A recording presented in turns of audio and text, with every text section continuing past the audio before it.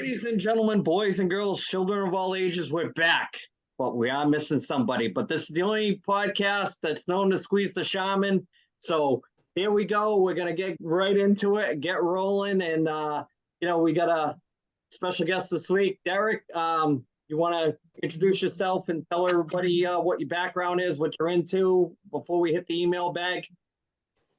So grew up in the South, from Louisiana. Been watching wrestling pretty much my entire life. Pretty current on like WWE type stuff, and work in healthcare and just like to run and work out. Sounds good. That's why Ed said he had a few guys, so I said I'm putting all the heat on you, Ed. If something goes sideways, I'm blaming you. Well, when isn't anything my fault anyway? I'm used to that, so I'm used to wearing the bullseye. So that yeah, right. It's like Jimmy Garvin. It's not my fault. Yeah. No, it's always my fault. Don't you know? I learned that a long time ago. Yeah, hey, I'm not even there for 6 months. It's my fault. I get it. It's hard enough to try to get you to do a whole podcast with putting some pants on. So let's. Hey! You don't know my personal life. Speaking of bags, let's hit the mailbag. And what do you got this week? Let's hit the mailbag. Yeah. Let's hit the mailbag. So this one right here, this is from Malcolm from Davenport, Iowa. Well, first of all, Malcolm, thanks for supporting the show, man. Really do appreciate it. So this one is it's about blood and wrestling. 1973, you guys should have a bigger following. Yes, we thoroughly agree, and we're tired of couch fishing. We're tired of couch fishing for our stuff, Yeah, we're waiting to get the power play together. Yeah, I mean, we're working on it, Yeah. And then, and he wants to say something to our haters. He says, fuck those haters, which we do appreciate that as well. I like it. Been a wrestling fan my whole life. Are you fans of blood in a modern match? And P.S. Ed that reads the mail needs to talk more. It's funny shit. It's funny. Well, Malcolm, thank you. I like to be a legend in my own mind. So, thank you. I really appreciate that. Do not do well to criticism either. So, I think I'm kind of a prima donna sometimes. So, anyway. Nothing about putting pants on though, right? Hey, pants are optional, baby. Yeah, they just happen to blow off, officer. He wants you to talk. I resemble that statement on occasion. So before we get going, Ed, we got to address the elephant in the room. Before we get into the blood and wrestling, we got to address why is the professor not here this week? You want to take that one? Yeah, I'm going to take this one. First and foremost, he was not with the Iron Sheik and Hacksaw Jim Duggan, so he was that. So he wasn't with that. Okay. He did not fly off a steel cage at a death match. Okay. He is not with New Japan Wrestling right now. He's a little bit under the weather. And he's actually having a COVID test, which probably goes against almost every single HIPAA thing that's out there known to mankind. But, our crack commando legal team of Bleeker and Cohog will handle that if there's ever any problems. Yeah. So he's the only man that I know that actually that needs to have a COVID test. Didn't even know COVID even existed anymore. Yeah. He got the polio vaccine, he got the measles, the mumps, everything's all in one shot these days. Well, hopefully it doesn't settle in his kidneys. Yes. Yeah. So let's get back to the email. Let's start talking some wrestling. Let's go with some views on modern day blood and wrestling. Ed, what do you think? Man, first and foremost, I think that there's still a place in there in modern wrestling today for it. But I do feel like putting it up on national TV on an every week thing, I think that that's too much. I think that, to go along with your point that you always have, Andy, about, that should be like, pay-per-view type stuff or like special event match, that type of thing. Just for every single week with, what's his name, that comes out the Wild thing, every single match. Moxley, you blow on him and all of a sudden he's bleeding all over the place. Yeah. I don't think that that's needed every week, because if you're putting out a consistent product, and you're hitting your demographics and, and the right guys are getting the pop, I don't think that you need to use that. I think it's something that you can use, at special times, like steel cage matches, stuff like that. Or, if somebody's really trying to get over, then, a couple chair shots and something like that, but not every week. I don't think that there's a need for that. Derek? Okay, Derek, this is your moment to shine. Let's hit us with Come on, Derek. Big hands for Derek. Come on, man. It's crossing the finish line, baby. Come on. So backing off what you said, I do agree. So yeah, like premium events, pay-per-view events, like that's the for it every week. You know, not so much. I still think there's an audience for it. So like, you know, ECW back in the day, they bled every week, and there was an audience that wanted to see that every week. Um, but it also came on late at night, right? So your kids weren't really exposed to it unless the door was shut and locked, and you know they were watching it without you knowing. So I think there's still a place for it. There's just a time and a place for everything. My views on it is I think that the WWE has gone too much the other way, where it's supposed to they don't tell a story. They tell a really good story with the bloodline. Let me pause that there. But blood in general, where they have the no blood policy, I think at certain times where you want to build an angle and just that little bit of oh shit moment where somebody gets busted open and it kind of like draws you in a little bit, especially if it's like, somebody like that's super over as a baby face and they get, drawn in. What's going to happen next? Is this guy out for a while? Is it going to cause an injury angle? It can be used to build a story. But as far as like with everything, overkill, one of the best things that I always give for an example when it comes to talking about wrestling is all the flipping and all that stuff that goes on in modern day wrestling. You can go to Las Vegas and see the best tumblers in the world for Circus Soleil, but how many times you're going to go once you went once? You've seen it. You're not going to go weekend after weekend and then go see Circus Soleil. You might see it once, maybe wait 3 or 4 years and then go see it again. Maybe you have a different, you want to bring your kids when you used to bring your wife, but how many times you're actually going to see that and it still have that same lasting effect? And that's what I mean about the storytelling in wrestling. I tell these guys all the time, that's what's lost in it, drawing you in, the like how the bloodline is, it draws you in and they can let it simmer on the stove and grow and kind of go from there. And that's what I miss about modern day wrestling is they never let anything happen organically and let it collect. That's why, as much as I don't like the length of time that Roman Reigns has had the belt because of the guys that he's passing, who else is he going to really lose it to? There's nobody else that's really in it on his level for storytelling with Paul Heyman. So I don't know. What's your thoughts on the non-blood in the WWE? So I think I would love to see Jay smash Roman and just like split him wide open. Yeah, I would love to, but we know it's not going to happen. Right. But it would be really cool to see it though. What's that? It'd be really cool to see. Yeah, I would love to see it happen.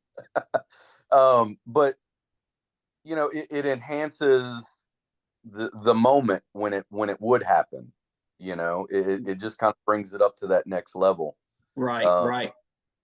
Like Brock, Lesnar, he bleeds pretty easy, so he's really got to play his cards where he's not getting hit in the head a lot. Yeah. And for him, sometimes he does it intentionally, and I think nobody can tell him not to do it because he's got that. He's one of the few guys that's believable in wrestling, and I miss that. I miss the not the larger than life type characters. I miss the regular old school guys that couldn't hold a 9-to-5 job, that's what they do for a living, and you're not gonna pull anything cute with them in the ring. If they don't want to do something, they're gonna physically not let you do it. And I think Brock Lesnar is one of the few that's left. So yeah, we lost Ed for a little bit.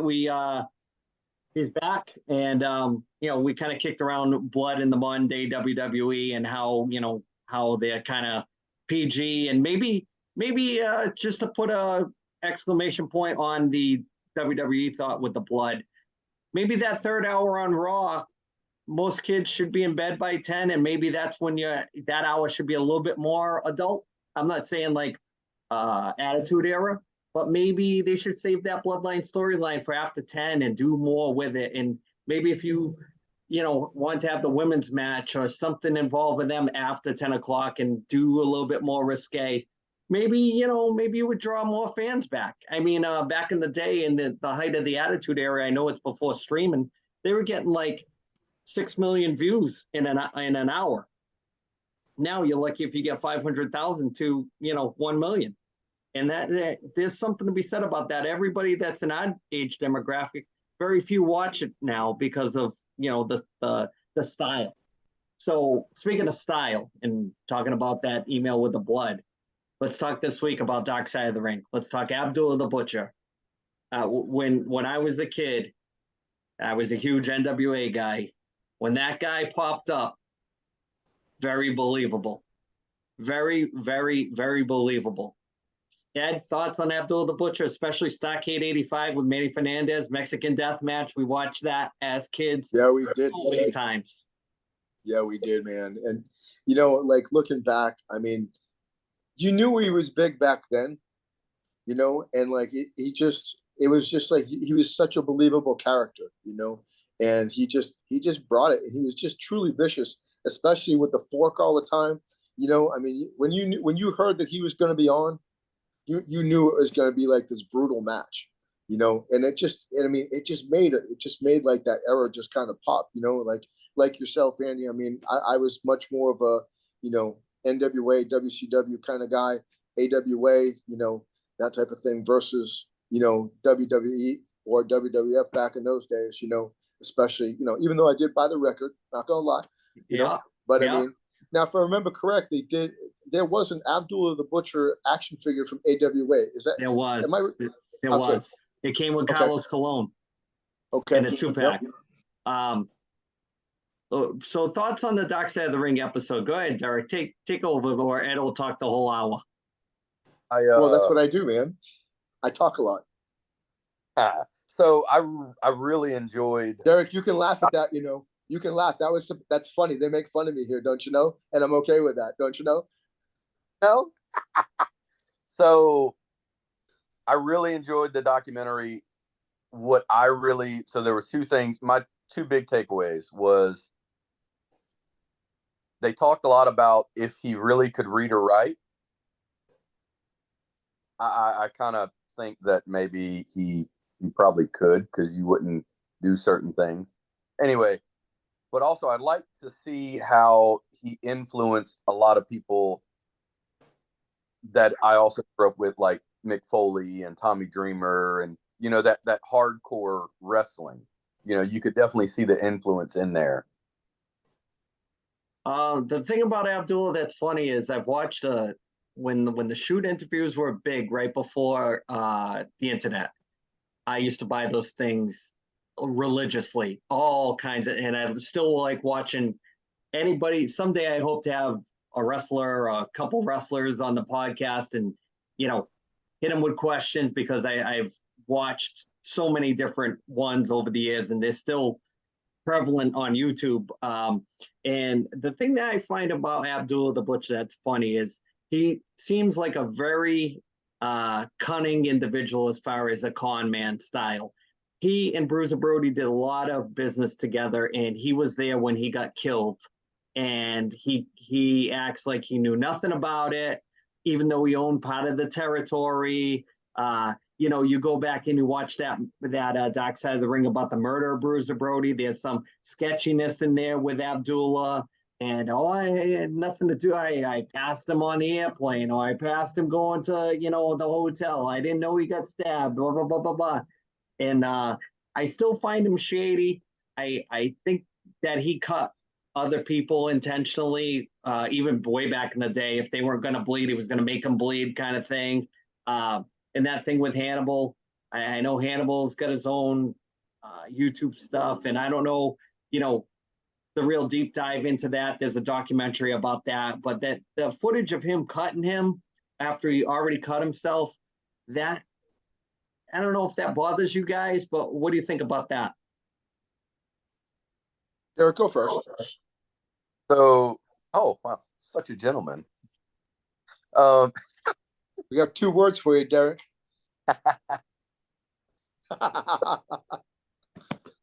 I think Abdullah was all about the show, and I think maybe Hannibal didn't cut himself enough, so he was like, "I'm going to cut you some more," and that's what it boiled down to. He was, as they said in the documentary, he was an entertainer. He was all about entertaining his folks, and the blood is what he was about. Yeah. Maybe he's enough there, and he was going to make it happen. So the thing that's funny about his character is he made all this money from the late 60s. He was one of the first really big American to go to Japan, even before the Funks, and really tear it up over there. And he's got nothing to show for it now. Absolutely. And it's just crazy how these guys make all this money, even like Flair with his marriages and stuff, and they don't have nothing to show for it. Absolutely nothing. And it just, nobody, I don't know, financially talks to these guys or say, hey, you should do some real good investments with your money or whatever. That's the part of it. It's always the same story at the end: broke, either dead and broke, or don't talk to your kids and broke, or all three: dead, broke, and don't talk to your kids. It's amazing. But what do you think, Ed? Con man, can't read and write. What's your take? Dude, I'm calling a bunch of bullshit, man.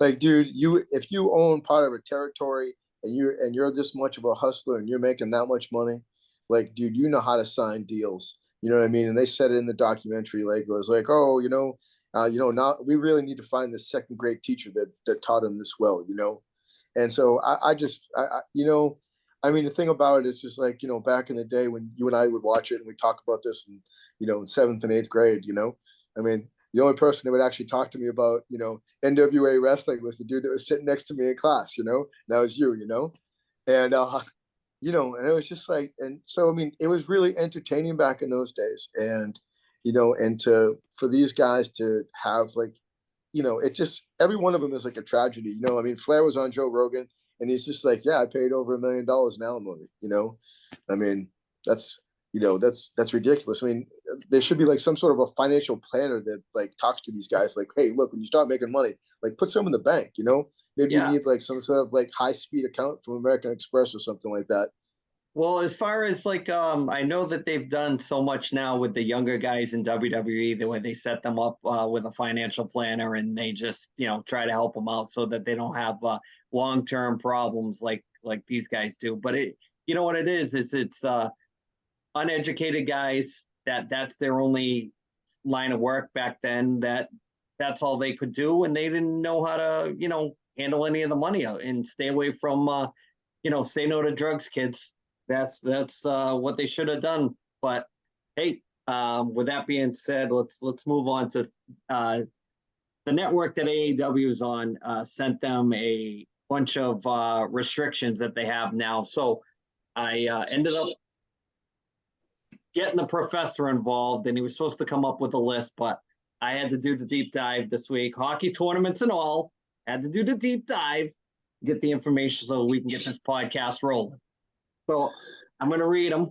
Do I need to interrupt you with a Don Cherryism? Well, you people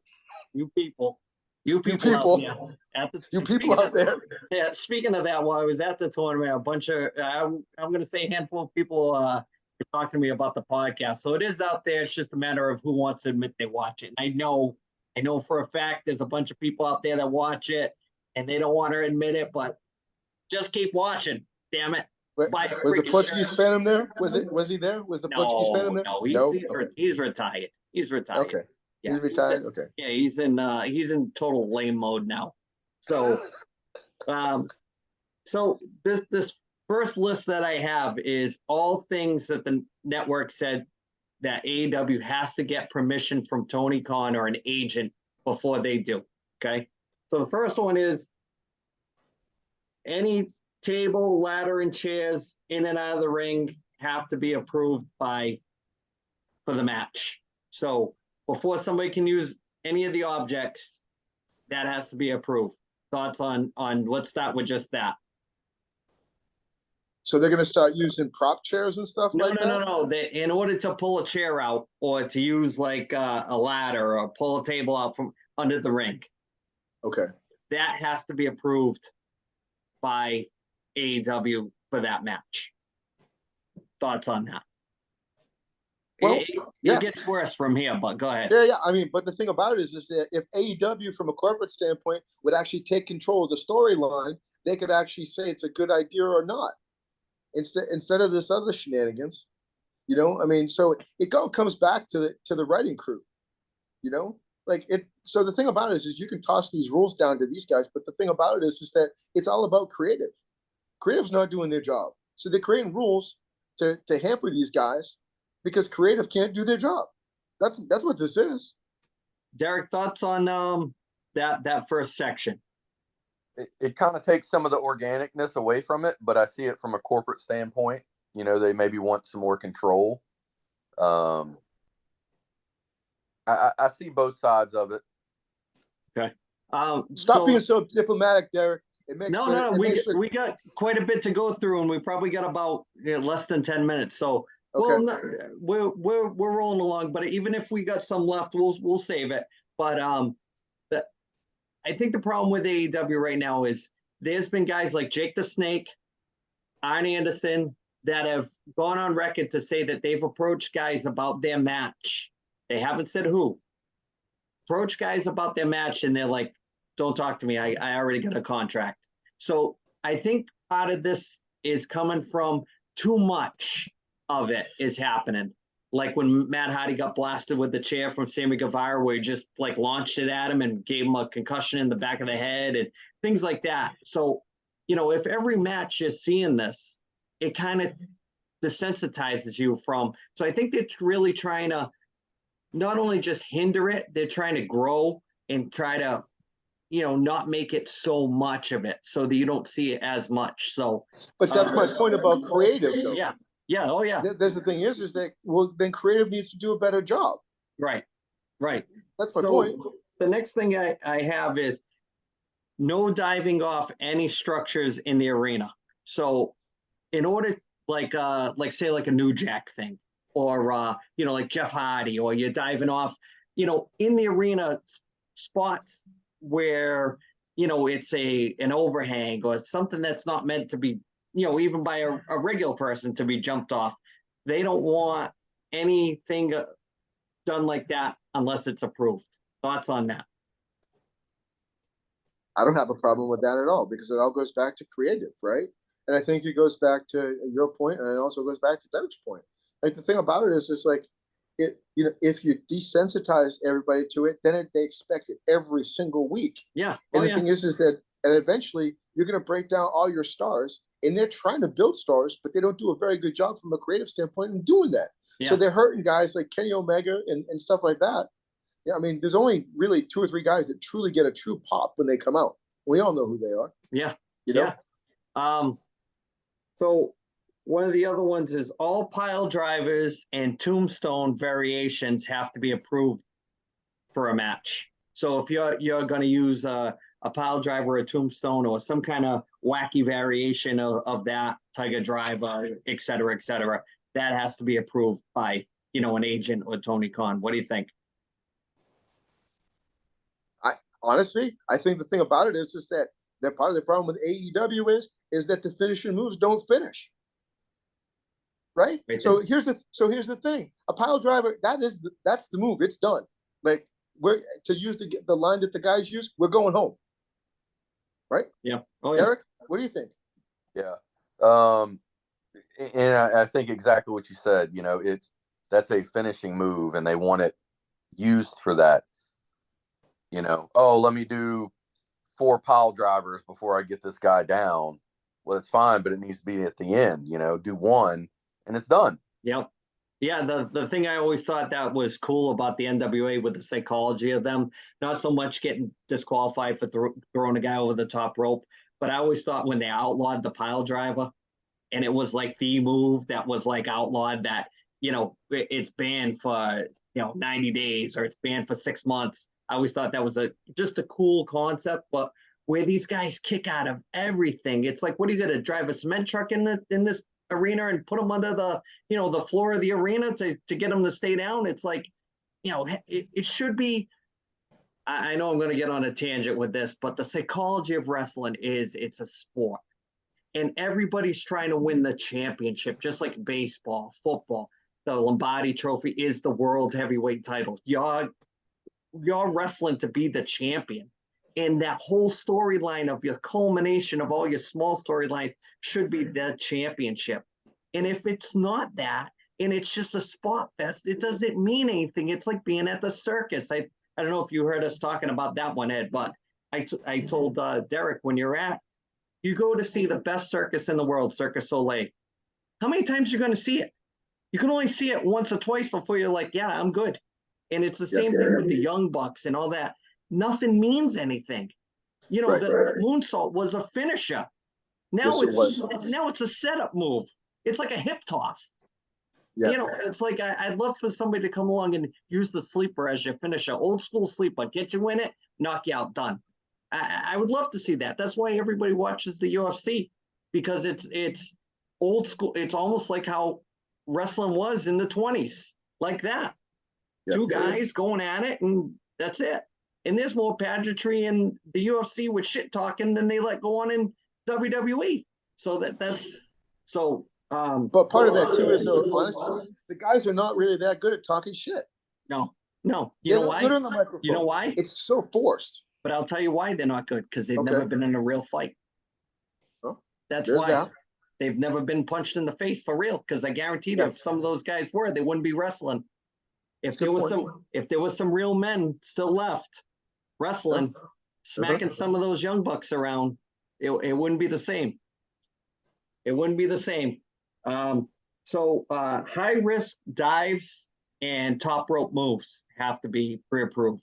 So, like say that same backflip that Hangman's going to do every single time off the top rope to a crowd of guys just waiting there for him. It looks so bad, but you could get hurt. Somebody could get kicked in the head or something like that. So, thoughts on that quick?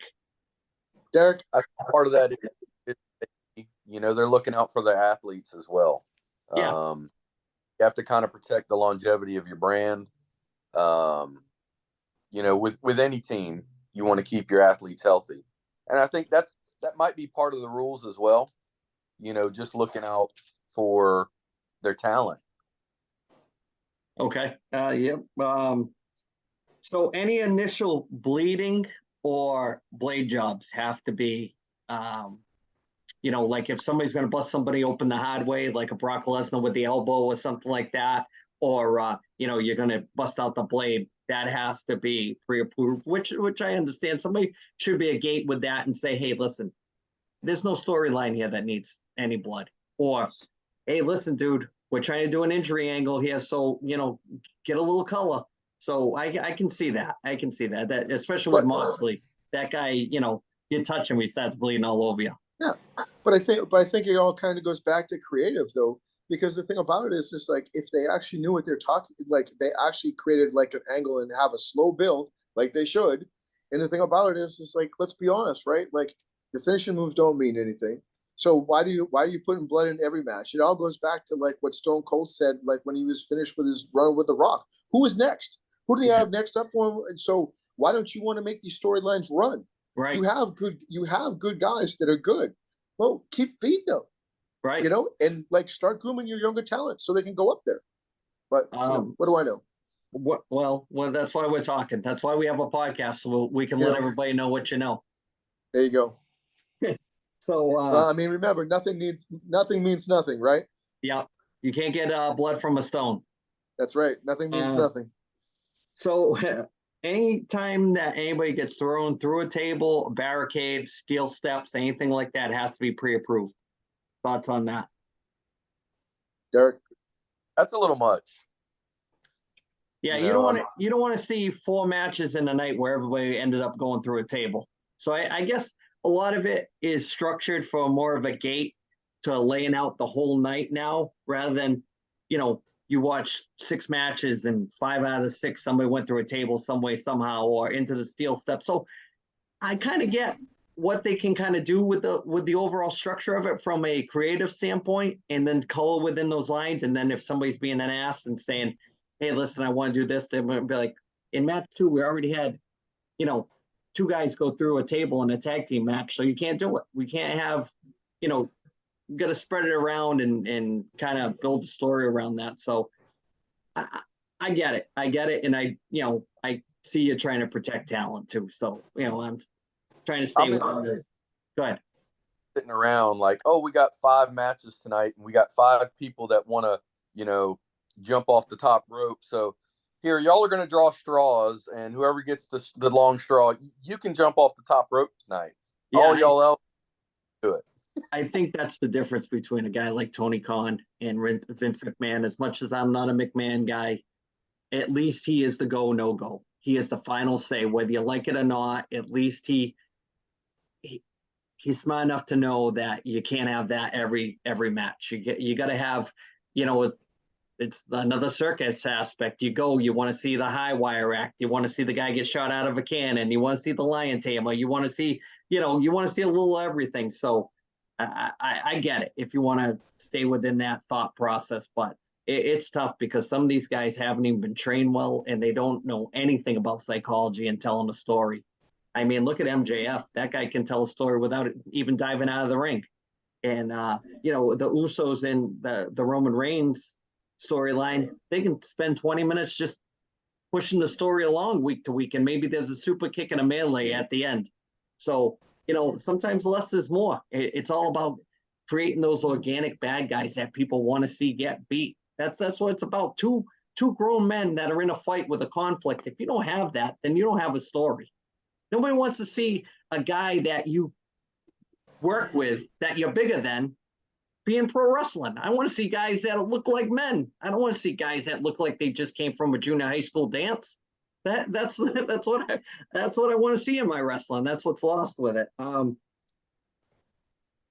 Any weapons as far as like chairs, bats, tables, chains, any foreign objects like that they would pull in there from out of the ring all have to be pre-approved now. So I think it's going to prevent the, match after match. This guy pulled a sledgehammer out. Now this guy's going to pull a bat. Now this guy's going to pull a hockey stick. Now this guy's going to pull a tie iron. I think it's just kind of to slow that down as far as so you don't see the same thing in every match. Thoughts? The guy with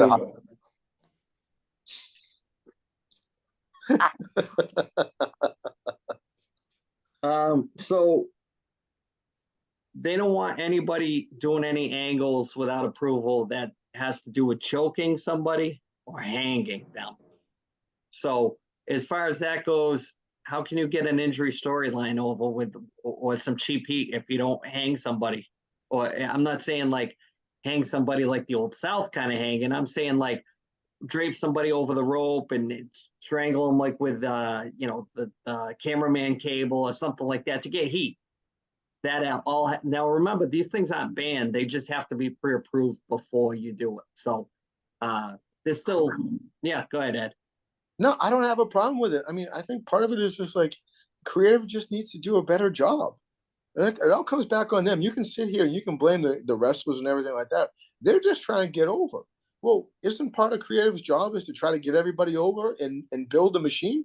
I mean, that's the job, is it not?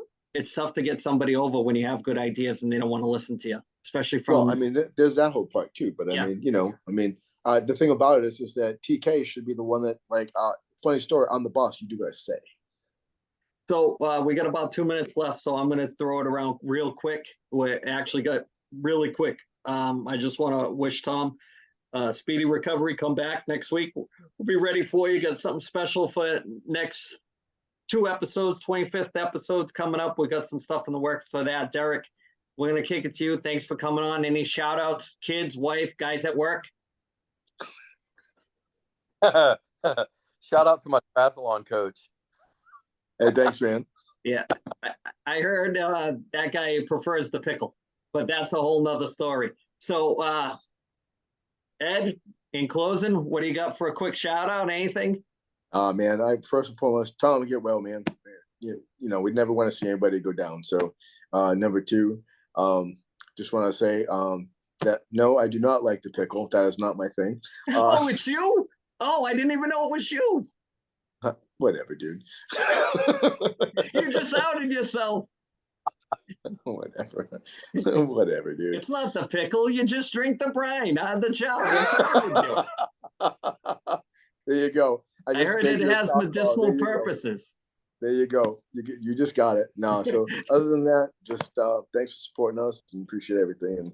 And that's all. That's all I All got. right, everybody. So for this week, we got more AEW to talk about next week. So for all of us, thanks for coming on, Derek, and we'll see you next week at the matches. Later. Later.